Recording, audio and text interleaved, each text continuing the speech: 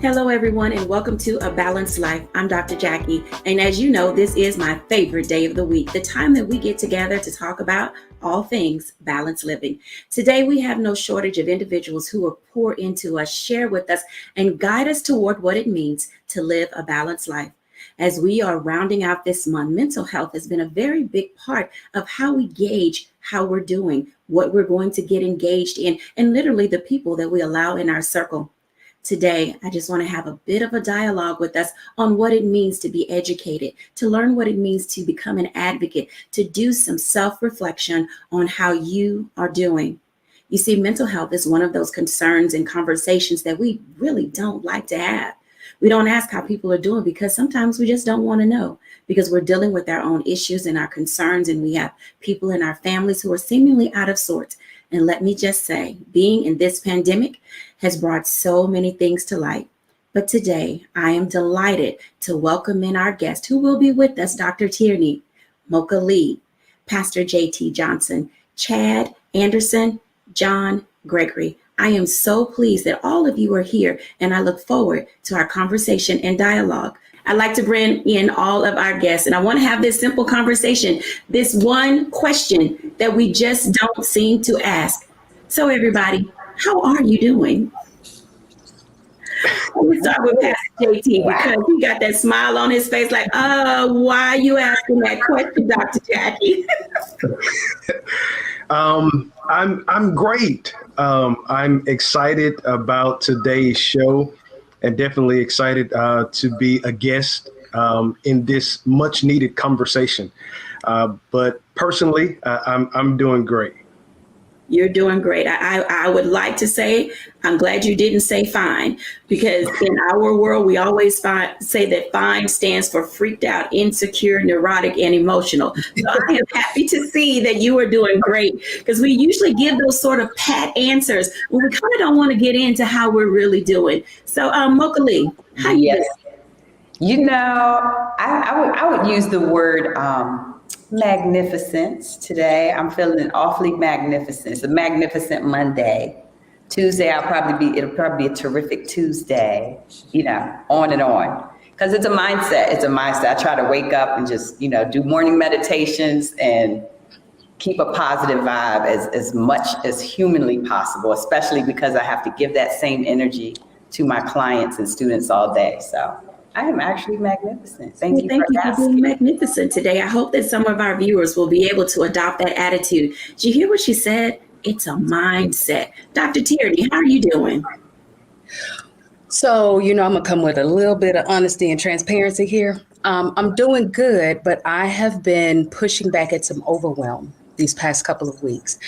Just trying to find my new rhythm, my new life balance, between the weekly recordings for the TV show, being a wife, serving my clients with excellence, drinking my water, adulting. It has gotten really crazy here within the past couple of weeks, but I've been very intentional about finding my new rhythm, being intentional about the things that I need in this new season and finding my new balance. So overall, I'm doing really good and just really being intentional to push back at that overwhelm that's been trying to come and take me down. Thank you for sharing that. I hope that viewers, as you're listening to what we're talking about, honesty, transparency, being able to find your adjective or your verb that kind of fits where you are in this season. Seasons have changed and we're ready to get out and about. I'm excited today to introduce you to Chad Anderson and John Gregory. Now, we will be having a one-on-one with them a little later. But gentlemen, I'd like to ask today, how are you doing? Hey, this is John Gregory, and I just want to tell you that I am happy because I've decided that happiness is a choice and not an emotion. So I'm always happy. Happiness is a choice. I love that. Chad? I can say I'm doing absolutely wonderful as well. To be transparent, have a little honesty, I'm a full-time father of 5. And I also help run this wonderful agency in 17 different cities. So I definitely always am searching for balance and making sure that I keep that mindset, as you all have said earlier. Thank you for sharing. Okay, audience, so when you're watching and you're typing in the thread, please share with us how you're feeling as you're watching the show. I want to tell you that it's extremely important that we open ourselves up. Let me tell you, our new normal is fluid. It's going to be ever changing. And as we go through each and every day and we're monitoring our emotions and doing some self-reflection, it will push you to the point, sometimes to the brink. When we're back after the break, I want to talk to our guests about what does it really look like to move into this new normal, but also how as a society are we handling what it looks like moving through this COVID pandemic, when we're back after the break.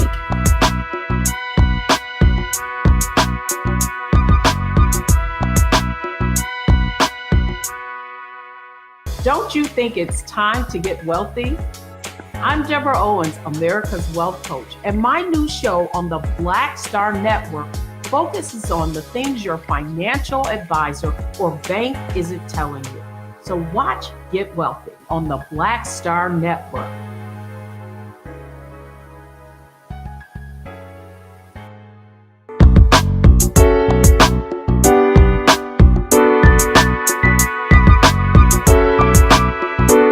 Welcome back, everybody. This is Dr. Jacquie of A Balanced Life here at Black Star Network. And you know, this is my favorite time of the week, and we're talking to our guests and our contributors today about what it means to strive through mental health. You know, we could not do our show the way that we do our show if we ourselves were not vulnerable, transparent, honest, and open about what we really face day to day. And so I want to start off with Mocha Lee, because most of you know that sometimes it's hard to get back into that rhythm of fitness, to get into that space of wanting to work out. And heaven forbid, if you're a person who doesn't like to go outside or your allergies prevent you from doing so, that can weigh on you mentally. Hey, Mocha Lee. Hey, yes, indeed. I'm glad we're talking about this. It's always relevant, always relevant. You know, that relevancy comes in many forms. And, you know, my question for you today is people are considering, you know, their impact on the mental health and having been in for almost 2.5 years. How are you guiding your clients and coaching them to not feel overwhelmed, one, about being guilty because they didn't work out, and then not being able to fit their clothes, not feeling, you know, I don't want to go outside. I don't want to go to the gym. I don't want to be around people. Share with us how you're guiding us through these mental moments that we're having. You know, baby steps are always important because just like, you know, we've heard if that word overwhelm is something we kind of want to avoid. So I always explain to people, you really have to be patient with yourself. You really do. And you have to be encouraged because believe it or not, the research shows that actually just 1 hour, believe this now, 1 hour of exercise per week is related to signs of improved mood, lower anxiety, lower stress. And that's just 1 hour. So at least that's just saying, hey, at least get up and move a little bit. And if you want to stay in your house, I'm not mad. You might have some stairs, go up and down the stairs or just go up and down the hall. If you're pumping your arms and your heart rate gets up, that's the whole idea. You want your blood to flow. You want your body to say, wait a minute, is this exercise? Like, am I really getting some of the endorphin? You know, the endorphins are the feel good chemicals that really help your brain. And your brain just benefits so much from all the chemicals that come around when it comes to exercises. There's serotonin and dopamine and all those chemicals that really at the end of the day mean, hey, movement for your body is also good movement for your mind. And it's the breath too, just learning how to breathe and get that oxygen uptake to your brain. All of these things help our mental health. And I definitely, every day, I at least have one client where I try to push a little bit, like, come on, I bet you could do a little more if you wake up a little earlier. But then I have other clients whose plates are full, just like all of our guests today. So busy that I say, you'd be surprised how if you sneak in a little 5 minutes here and 10 minutes there, it still all adds up to big benefits. Thank you so much for sharing that, because in this segment, while we're talking about mental health, there's that big component that's related to the physicality of it. Now, when you're not able, okay, so I'm a modification girl. And for those of you who do not know what that means, I'm gonna have Mocha explain that to you guys, because there are times when we think physically we have to go hard. We've got to get it in. We've got to do it like everyone else. But the reality is, as we're aging and as we're feeling certain aches and pains, our bodies don't move the way they used to move. So can you talk to us just a little bit about modifications and physical health that can help us alleviate the guilt from not being as mobile as others? Phew, man, that's, you hit it on the head, because I'm a former athlete. I trained some people who are former athletes. Even if you weren't a former athlete, you just remember back when you could do a lot more. And we have to just come to the realization that it's okay now if we can't do as much. It's okay. Your mind is saying, no, I think I can still do all the squats and all the sprints and all the high intensity stuff. But really your body is saying, no. You take it down a notch. And the word you used is modify. Modify the movements so that you're not injuring yourself or causing harm, but still getting mental benefits. So for example, I can give you two examples. One would be a strength example. So if you go to any fitness classes or deal with personal trainers, we all want to make you guys do squats and lunges and all these things that they do help your lower body, but they might not be friendly for your knees, right? So then there are modifications for that. And I think you and I have even done moves where you take an ankle weight, put it around your ankle, and do some moves on the floor where you're just doing leg lifts, which is safer for your knees. That's a modification. I have a lot of people who like being outside and jogging or running. Guess what? Again, not too friendly on the knees, maybe not friendly on the lower back. I always suggest them, how about getting in the swimming pool? Does anyone know that the water is like awesome workout, good for your joints, no impact on your joints? So a lot of times I just try to sneak in an introduction, just an idea, like maybe try to go to the pool, or, just make small changes is really the whole idea of a modification. Make it yours. Make your exercise your own. And even this morning, I'm not kidding you, there was a workout that I led where some of the people were doing high knees, but your girl was just doing a regular old knee lift, because I already know, I just have to appreciate where I am and know that I will still get benefits even if I'm not doing hardcore moves. So, Thank you for sharing that, because I'm not a hardcore move person, and I don't know if any of our other guests are. But I do want to bring in Pastor J.T. Johnson into this conversation that we're having, because he has done something quite amazing. And I don't know if he'll want to share, but in addition to physical health, how we eat, our health and nutrition plays a very big part in what we do. And I'm going to say, Pastor J.T., you astonish me. I'm going to let you share your story with our audience. And I don't know if this was a mental design for you, but your weight loss and how you carried your grace for the rest of us who were watching your process, you gave us all hope and inspired us. So share with us a little bit about what you did and your organization that is helping other people find their pathway to mental health through diet and exercise. Thank you. This is a welcomed conversation. Being a pastor, I take it upon myself to ensure that everyone that I come in contact with is directed to the source. They know who God is. They have a relationship with him. But sadly enough, it's a lot of church people that go to church every Sunday, and they have a death plate immediately following 11 a.m. worship, and then they ask God to bless it. But one of the things that I have really taken upon myself is to look at a holistic approach. That it's not enough for us to come to church every Sunday and pray for God to bless us immensely, and then we're not taking care of the one thing that we have that he has given us charge over, and that's our body, our temple. So I went on a journey again. I joked this morning. Matter of fact, I sent out a Momentum newsletter every Monday. And just this morning, I sent out a blog that I just wrote about the danger of skipping meals. And I learned that because in quarantine, when I had some extra time, I became a certified personal trainer. And I saw that eating actually helps stimulate your thermogenesis.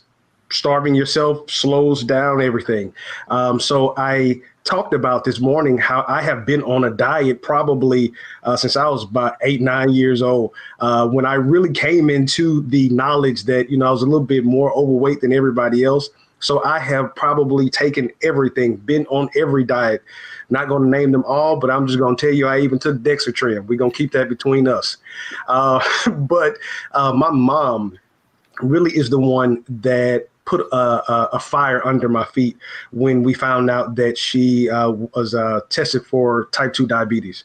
And when I heard the news, she needed an accountability partner as she was about to change her diet. Now, my mother and father are from East Texas, and Daddy still needed everything, fried and have a piece of bread with every meal. So I told Mom, I say, hey, I'm gonna be your accountability partner. And I think I continued on and she stopped. But over the process, I lost over 100 pounds, was my highest. I was about 312. And now I hover around about 205, 210. And I have really changed my eating habits. But thinking about what Mocha just said about modification, I was patient enough to allow my body to adjust to the process that was happening. So I didn't just go cold turkey. I am a vegan now, but I didn't just go cold turkey. I started to remove red meat. And then I started to, my next step was removing chicken. Then my next step was removing fish. And then I became a vegetarian and now I'm vegan. And that happened over the course of about 3 years. So I didn't go on a fad diet. I didn't lose 20 pounds in 19 days like the weight loss gurus would advertise. It was about a pound a week. And it was real slow, but I believe that's the reason why it's been easy for me to maintain it. And when Mocha mentioned about modification, if I can just drop this, that is a holistic word for everything in our lives. You're not forced to continue to do the same thing that you did yesterday just because you did it yesterday. Even if it worked yesterday, it may not work for today. If you will give yourself the space and opportunity to modify some things, to change some things in your life, that may be a step ahead in your own mental health. There are some people that are trapped in the good old days of yesterday, and they're not even giving themselves an opportunity to appreciate the joy that is ahead of them because they're trying to duplicate something that was for last season. Thank you so much for sharing that. I want to drop us out now into a break. But when we come back after the break, I want to share just for a few moments before we go into break some of the things that you may have heard. Oh, my goodness, the good old days. I'm telling you, I was a fried pork chop kid, and it took me a long time to decide to move that out of my diet. When we come back after the break, I want to talk to Dr. Tierney, Chad Anderson, and John Gregory. This will be one of the segments where I want you to sit back and hold on to your seat because sometimes we just don't know how to ask for help. When we're back after the break.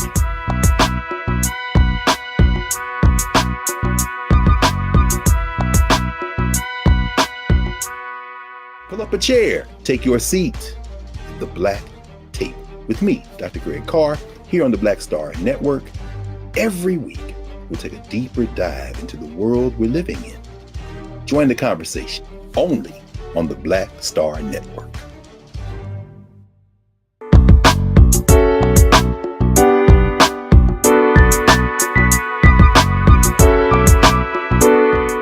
Welcome back, everybody. As you can tell, you're getting some rich nuggets today on how to live a balanced life, but also how to manage those things that are really plaguing you. For years, you may have been trying to lose weight, or you may have been feeling guilty about not being able to get the help that you need. Well, I hope today that something is said that will allow you to move yourself into that space of knowing first that you are ready. Let this season that we're moving into be the time that you give yourself grace. And you've heard about giving yourself patience, but also using modification as a means to be able to not only level up your life, but being able to ask for help. I want to talk for just a few moments now to Dr. Tierney, because some of the work that she does with her clients teaches them how to level up. And then we're going to have a one-on-one with our special guest from aawellness.org. Hey, Dr. Tierney. Hey, Dr. Jackie. How is it going? I know I asked you that already, but I feel like I have to keep checking in on you because when you said life overwhelms you, I know how busy your schedule is, and I've added this additional thing to your plate, and you handle it with such grace. When you think about the mental stigma behind asking for help, what is it that you teach or tell your clients in how to be able to move the needle of their lives? Well, The first thing I always tell my clients and tell anybody, no one levels up alone. You know, we think that we can get to that next level on what I did and my own work and the sweat of my own brow, but everybody needs help, you know. And so one of the first things I like to do is unpack why are we reluctant to actually ask for help. A lot of times it's because we don't want to look like we don't have it all together. We don't want to look less intelligent. We don't want to look weak. Or it's that we don't want people all up in our business for fear that they will spread our business. Or we don't want to owe anybody anything because we don't want nobody saying nothing about what they did for us, you know, or it's just plain old pride, you know. And so if you find yourself in a position where you're thinking you might need help, but you're not sure of, should I ask for help? I want you to first do a self-check. And if in that self-check, any one of those things that I mentioned popped up, pride, you know, you're not sure if somebody's going to spread your business or anything like that, what we typically do is we will not ask for the help. And that's not what we need to do. We still need to ask for the help. But the question is, who are you asking for help? Because you don't want to ask the wrong person for help because, yeah, your business might get spread in the street, you know, or, yeah, they might hold it over your head. So you want to pray and say, okay, well, Lord, who is the person that you are inviting with me on this journey? You know, it might not be sister so-and-so. It might not be cousin such and such. You know, it might be a coach. It might be a therapist. It might be a fitness trainer. You know, it might be a family relative, you know, but making sure that we are asking for the help and not holding ourselves and becoming a self-sabotaging roadblock, getting in our own way of us getting to that next level of success because our own pride is getting in the way. Thank you for sharing that. You know, scripturally, pride comes before the fall, or pride goes before the fall. And sometimes getting out of our own way, Dr. Tierney, is something we have a difficulty doing. What are some of the signs that you can share with us when people are in their own way, like self-sabotaging? Yeah, I'll start with that one, self-sabotaging. And so self-sabotaging is basically where you are doing actions that are the exact opposite of the goal that you want. So let's say your goal is to save $100, but then you turn around and spend $100 on a pair of shoes. You know, that's a self-sabotaging action. Another thing that you may see if you are kind of getting in your own way, you're clinging to the comfort zone. So I love what Pastor JT said earlier about trying to do what you did in one season, thinking that it will work in this new season. That's often where we are stuck in our comfort zone. In order to get to that next level, you have to get uncomfortable. It is going to be uncomfortable. So you don't get to the next level alone, and you can't get there by clinging to your comfort zone. Those are the two ways that I typically see my clients getting in their own way. The third way, which is a caveat to the first one, the self-sabotaging action, it's procrastination. Procrastination is a self-sabotaging action. Now, people don't procrastinate just for the sake of procrastination. There's usually something up under that procrastination. Usually it's a fear, it's an insecurity. There's a deeper emotion that goes along with that procrastination. And in an effort to avoid that feeling, that emotion, we'll procrastinate on doing whatever that thing is. And so all of those things become how we get in our own way. And then we don't lose the weight, we don't start the business, we don't reach whatever that goal is that we're setting for our lives. Wow, goal setting is a very big part of being able to move your lives forward. Thank you for sharing those tips. Audience, I hope that you are listening and that you are taking notes. What you're hearing today is the way in which you will be able to build for yourself a toolkit, a lifestyle toward balanced living. I want to bring in now our very special guest that we have today of aawellness.org. We're going to talk to John Gregory and Chad Anderson. Gentlemen, good afternoon. Good afternoon. Good afternoon. I am delighted that you are here. And in this segment, while we're talking about the stigma of mental health, you deal specifically in the area of men. Can you tell us about your organization and about yourselves, and then kind of walk us through what it is you do? Yeah, the name of our organization is the African American Male Wellness Agency. Black men die of all 5 top diseases, number 1. So for the last 19 years, what we have been doing is trying to bring attention to Black men's health issues. So what we do is probably right now in 17 different cities, we hold an annual event called a Wellness Mobile 5K Walk and Run, where we go in and we do free health screenings for Black men. And that really was a very interesting perspective because we were bringing men physical health.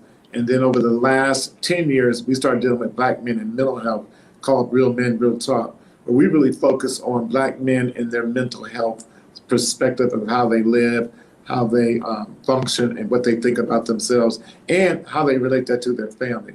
So we really have done something really unique. And every city we go to, we get lots of Black men that come out and participate. They get free health screenings with Black doctors, nurses, what have you. But then during the course of the year, we host sessions for Black men to come and talk. And we're talking about having real conversations, the kind of conversations that talk about how do you survive as a Black man in this society? How do you deal with your wife? How do you deal with your children? And what we really do is provide a free space for Black men just to be honest, open, and real. And I do want to say that I'm not trying to be cool.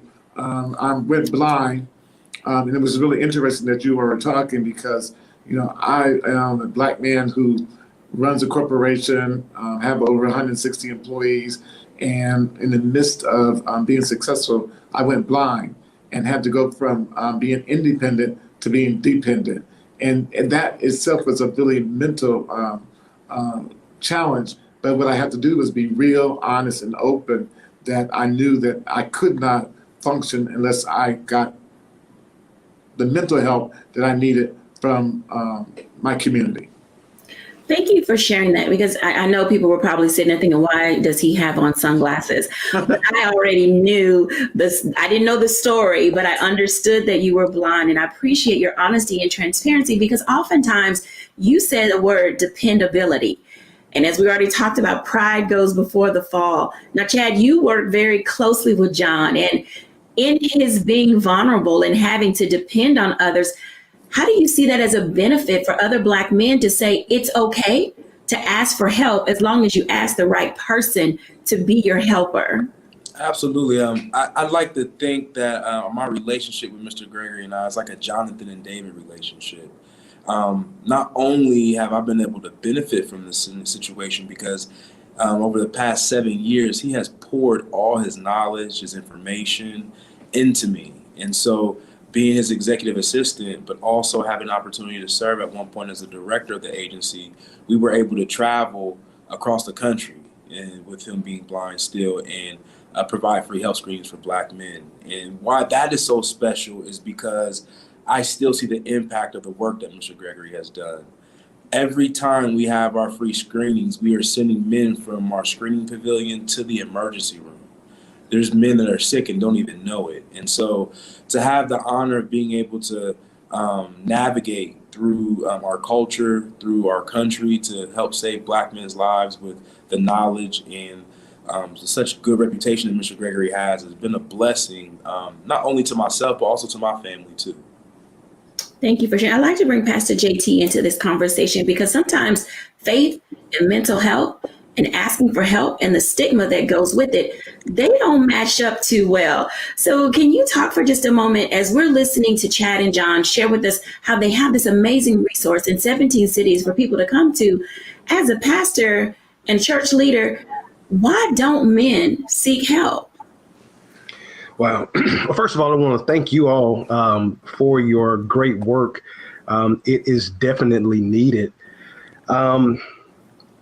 I made a statement yesterday. A series that we're going through this month is talking about table conversations. And I'm preaching on some hard conversations, some hard truths that typically is not discussed over the pulpit.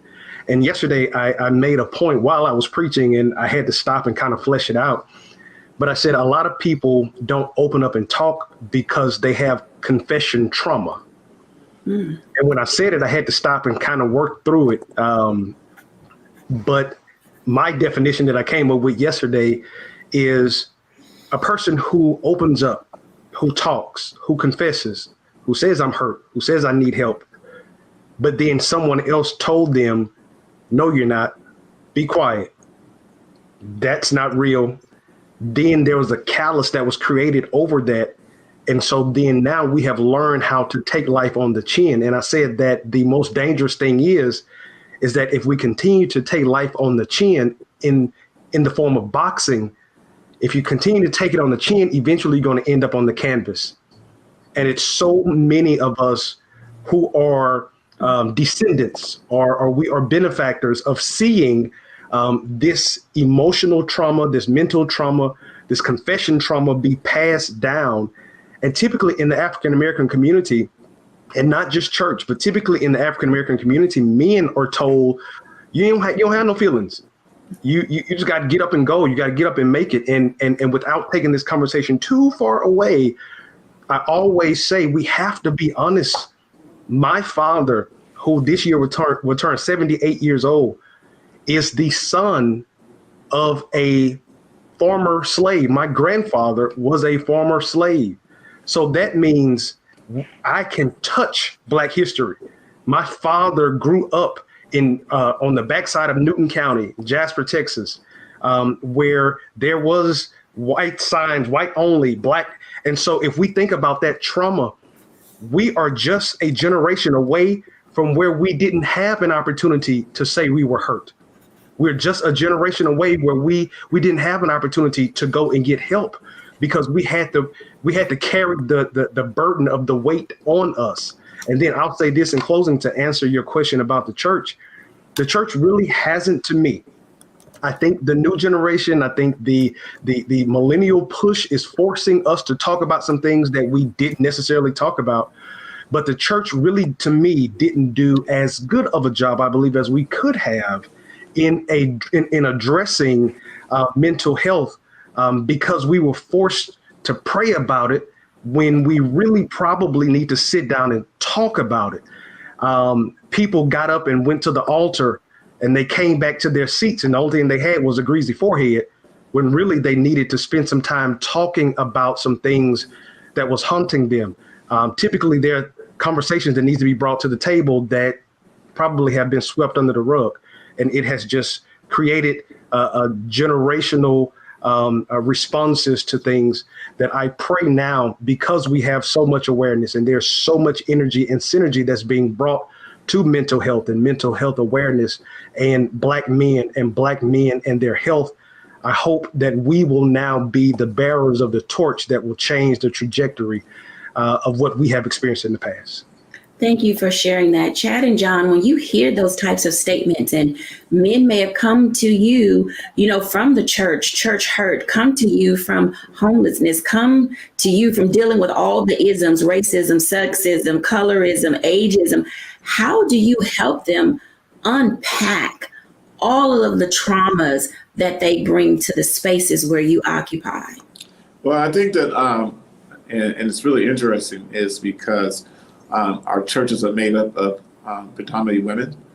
And so Black men don't see themselves as having a space in the church. And so they don't oftentimes go to the church for the place where they talk. And so what we do is we provide an opportunity for Black men just to come and talk.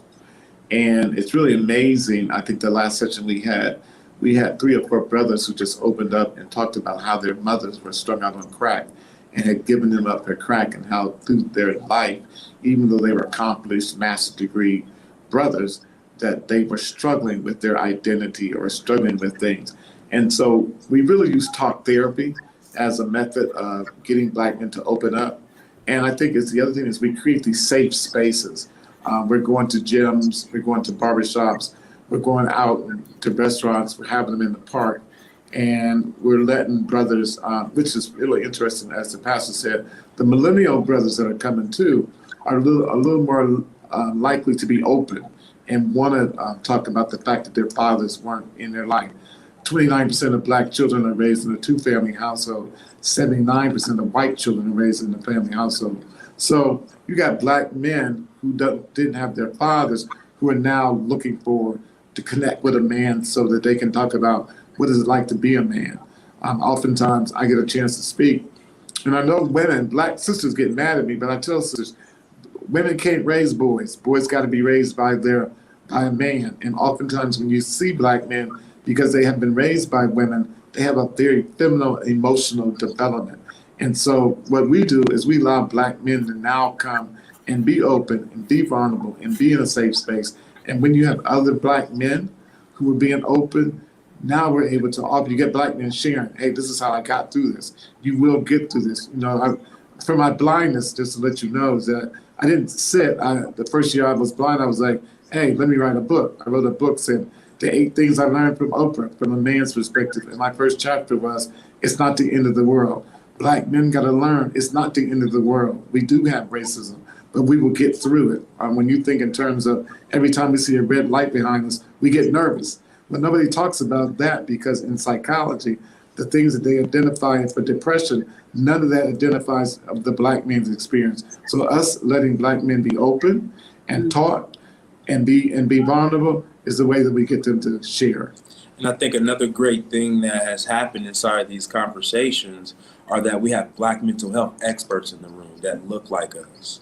And so now that we're open, or now that the men are open, there's someone there that they can continue the conversations with and really get the help that they need and transition from that room into their own counseling or whatever other solutions that they need. So being there and being able to provide some sense of solutions has been tremendous because, you know, we had some young men, they talk about suicide. They're talking about a lot of things that they're going through. And so by having those Black mental health experts in the room to keep them where they need to be at, I think is powerful as well. Thank you all for sharing. I want to jump into a break. And when we come back after the break, I want us to dive into helping people build at least some type of a baseline platform to start saying, I can live a balanced life. I can check on myself. I can get my mental health in order. You know, if anybody says they don't have a mental health issue, they're literally kidding themselves, because all of us are stressed. All of us are anxious. All of us are filled with angst. All of us are triggered. And I know I say this all the time. Not everything is all, but the reality is there is something throughout every day that gets on our nerves. Come on now, let's be honest. There is something or someone in every day. If you have a good day where no one bugs you, no one is bothering you, no one is getting on your nerves, that is outstanding. And I want you to champion that and figure out how you got there and then share that with other people. I mean, literally bottle that up and figure out how to tell everybody else. When we come back after the break, we're going to hear from everybody because we want to get a few tips and tools that we can take along on our mental wellness journey. When we're back after the break.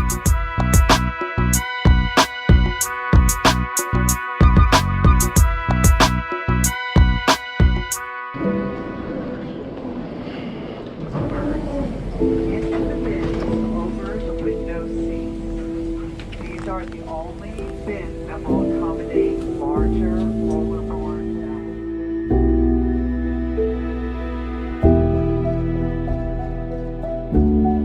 They put 10 in here? 10, and you don't come out till you die. And you eat him, you eat 10. Oh my God.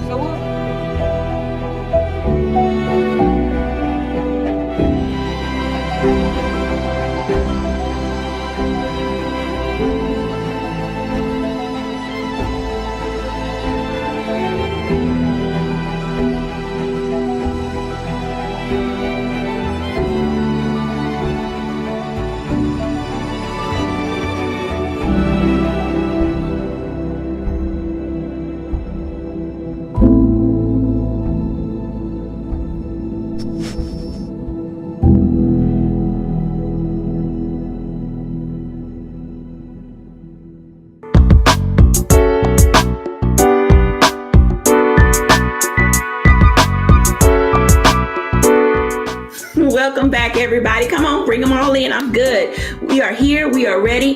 Thank you, everybody, for such a stimulating conversation. Oh, my goodness. I was like, I don't want this to end. I don't want this to end because it's been so rich. And I know that our audience will enjoy. So we have about 10, 15 minutes left in our conversation. I really want to do a round robin because we've heard a lot. And I know you all have a lot to add. So I'm going to start with Mocha. So Mocha, what do you have to say for our audience who is trying to figure out where to start? Now, this can be mental, physical, relational. Where would you say is a good place for people to begin and then move us into some type of fitness journey that can help us stay in that positive space? So I like it. I like what you're saying. And you know, Dr. Jackie, I have to share that we've had mornings with Mocha, and I bring that up because in terms of your mental state, it's all how you start the day, honestly. And it took me a while to realize how important the way you start your day is going to set the tone for the whole rest of your day. And I used to be the person that would literally roll out the bed and just be like, I gotta, I gotta hurry up and get with clients. Or now as a mom, I gotta hurry up and get the kids to school. But I realized I have got to have morning meditation. So just quote that. Mocha mentioned morning meditation because even if it's only 5 minutes, I'm telling you, it really helps me get my head together, and meditation means different things to different people. So I used to always feel like my morning prayers were meditation. And I would say, wake up and say, thank you, God, for this day. And thank you that I'm, going to have a great day. And, but what I learned recently is that you can pray, but you can also just sit in quiet and listen and see if God is going to give you some direction on the day. And especially if it's physical, you can be honest and say, God, I'm tired this morning, but I'm thanking you in advance for the energy to go ahead and go on this little morning walk that I need, because I'm going to get some good vitamin D from that sunshine. It's going to help my mood. And, you just have to think. It's really about, I believe that it's about thinking positive. And I learned also in my morning meditation that I personally have to do positive affirmations, because I always feel like there's too much to do and too little time every day. That is honestly how I feel. So instead of staying in that space, I just confess, I just say, hey, I do have time. Thank you, God, that I have enough time. I can create time. This is going to be a good day. I literally just believe that the more you put the positive out there, the more it's going to manifest. And then in terms of the fitness, how do I just get consistent? I have a lot of clients who start a routine, and then for some reason they just start to slide on down. And it's because it's hard. Come on, let's be honest. It's hard to stay consistent on any type of exercise routine. But if you find something that you like, you're going to stick to it better. And I've noticed, I have a couple clients who, believe it or not, they just like dancing. They will throw on a song and just, move and groove. And movement is what counts. It doesn't have to be, and some type of official workout that you've heard about, like a HIIT workout or a Zumba workout. It doesn't have to be anything that you've heard that's popular. It can just simply be a walk. And I always encourage the walks, because I'm telling you, the walks are beneficial, especially now that we're in the season where the weather is pretty decent in most parts of your viewers' areas. But just get out and walk and talk, talk to someone else, because that's always great. Like we said, you need to have someone else keep you accountable. Walk and talk, walk and meditate, but do it in the morning. You know why? Because if you procrastinate, as Dr. Tierney said, you might not ever get back to it. So most of the people I've trained over the 20 years in my personal training and fitness career, those successful ones, wake up and get it over with. So that's my advice. Yeah. Well, and I try to practice what I preach too. I try so hard. Yeah, practice what you preach, Mocha. Practice what you preach. I appreciate that. So the first thing on you guys' list that you should have written down was set the day with time for yourself. Whatever that may look like, set the time for you. Pastor JT, what you got to say for him? Wow. I want to piggyback off of something that Mocha just said about those affirmations. You have to really, really, really be careful about what you say. I spoke and I talked at Eisenhower High School in Houston just last week, and I talked about the power of I am. And whatever you put behind that am, that's what you're going to create. So whatever you're seeing, if you're not seeing what you want to see, then you have to say the opposite. So if you're sick, I am well. If money is not flowing the way you want it to flow, I'm living in abundance. You have to speak those things. But as far as mental health is concerned, one thing that I will say is, and I think it goes without saying, but I have to say it, you are in control of you. A lot of people, their mental health is bound and attached to someone else, maybe someone else's opinion, maybe someone else's thoughts. maybe feeling that they have to show up for everybody else. And so many times, a lot of people show up for so many people that they forget to show up for themselves. You have to make you a priority. And in making you a priority, there are some words that you may have to say that you haven't said in a long time. And one of those words are just 2 letters, no. There may be some no's that have to come across. I can't go out this week. I don't want to go out. You don't have to make up anything. Take some time for you. Self-care. Unplug that phone. So many people wake up in the morning, and before they even get out of bed, they're checking Instagram. They're checking Facebook. You don't even know if your legs work, but you're on your phone. Don't wake up and go to your emails. Just as Mocha said, start the day off right. And then another thing that I will say is journaling. When you have that feeling, when you have that moment, write it down. And you may be able to come back to that and figure out what brought you to that place. What happened in that moment that caused you to have that reaction? What caused you to have that emotional response? And there are so many things that we could say, but I will end with this one. Pray. I believe in the power of prayer. Man, I actually wrote a book about prayer called I Pray. But I believe that prayer has such a centering effect that when we talk to God, he has a way of calming us in some of the most chaotic moments. And then before you know it, you think you're talking to God and you end up repeating things back to yourself. And the same words that God would tell you, he brings it back to your remembrance so you can encourage yourself. So that's my spiel on that. I appreciate that. So you've heard a second thing. Not only do you set your day with time for yourself, but you also want to give yourself positive affirmations. We've heard it over and over again. And even for those of you who are unchurched that watch us on a regular basis, there is life and death in the power of the tongue. So make certain that you are putting those I am things or your I am statements in place for your life. And then be cautious about who you ask to pray for you, and be cautious about who is in your inner circle. Chad and John, what say ye, gentlemen? I would say for me, again, I wake up in the morning, and even though I'm blind, I look in the mirror and say, I am great. So I start my day off with, I am great. And the other thing is, what I try to teach people is this, and make it lively in their life. It's not the end of the world. No matter what you're going through at that moment in time, it's just a moment in time, and it's not the end of the world. People go through all kinds of things. They recover, they get over it, and sometimes it's a door for a new opening, a new place in your life. So sometimes it's a tragedy, but that tragedy comes into a whole new walk of life for yourself. So just always know it's not the end of the world. I think that's very good. I think for me, one of my key components that I try to live by is my association. At 1 Corinthians 15:33, it says, bad association spoils useful habits. So try my best to surround myself around people that are adding value to my life. That's rich right there. You hear that, everybody? Your number 3 and number 4 are start with the I am great statement, as John has stated. I mean, honestly, he told us that he was blind. It happened during the midst of all of his success. It hasn't changed him. It hasn't caused him to say, oh, I can't do this great work anymore. Because clearly, he who began a good work in you is faithful to complete it until the day of completion. And so it's important that we begin to identify and recognize that our situations in life don't determine necessarily our outcome and end results. But then also, as Chad stated, you have to watch your associations.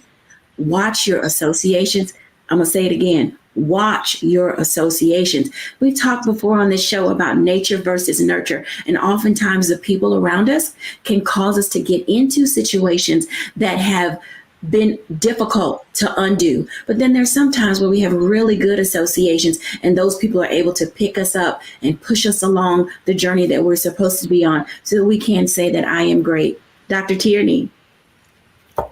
So I'm going to expound on exactly what you were just saying, Dr. Jacquie, and what Chad said, your associations. So most of us have heard of an amen corner. But we haven't really heard of an accountability corner. Now, these are the people in your accountability corner that you trust, the people that you don't have to hide from, the people that if you say, oh, I'm fine, they can hear it in the sound of your voice, in the look of your eye, and in your disposition, that something's not quite right. And so these are the people that you have around you that help to propel you forward to your next level. We often get comfortable in our amen corners because we just want to hear, yeah, girl, you fine. Don't worry about it. No, that was just to get that validation. But in our accountability corners, yeah, they'll validate us when we're right, but they'll tell us when we're wrong. You know, these are the people that we have absolutely no problems going to for help. Now, our accountability corners might not be comprised of the people that we know or in friendship or relationship with. So it might not be your mom. It might not be your sister. It might not be your cousin or your best friend. It might be your coach. You know, it might be your therapist. It might be your pastor. So my advice is to find your accountability corner, and allow yourself, give yourself permission to be vulnerable in those spaces so that you can get the help that you need, so that you can get to the level that you desire. Thank you so much, Dr. Tierney, and everyone for sharing. Let me just give a small recap of what you've heard. These are your top 5 ways in order to begin to put a foundation for yourself in living a balanced life. Number 1, set your day with time for yourself. Number 2, give yourself positive affirmations. Number 3, know that you are great. And number 4, watch your associations. And then number 5, get you an accountability corner. When we come back after the break, I'll do my reflections.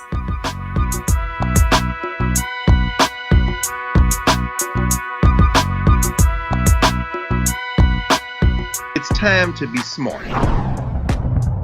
Roland Martin's doing this every day. Oh, no punches! Thank you, Roland Martin, for always giving voice to the issues. Look for Roland Martin in the whirlwind, to quote Marcus Garvey again. The video looks phenomenal, so I'm really excited to see it on my big screen. Support this man, Black Media. He makes sure that our stories are told. See, this difference between Black Star Network and Black-owned media and something like CNN. I got to defer to the brilliance of Dr. Carr and to the brilliance of the Black Star Network. I am rolling with Roland all the way. Honored to be on a show that you own. A black man owns the show. Folks, Black Star Network is here. I'm real revolutionary right now.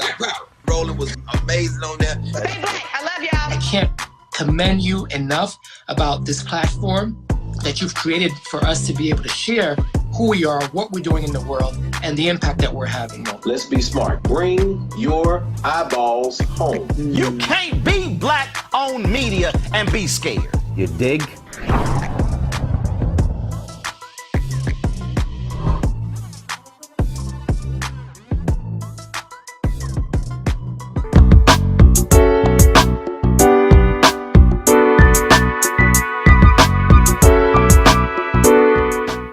Welcome back, everyone. As you can tell, our guests and our panelists and contributors today have given you some tips and nuggets that you can use for everyday life.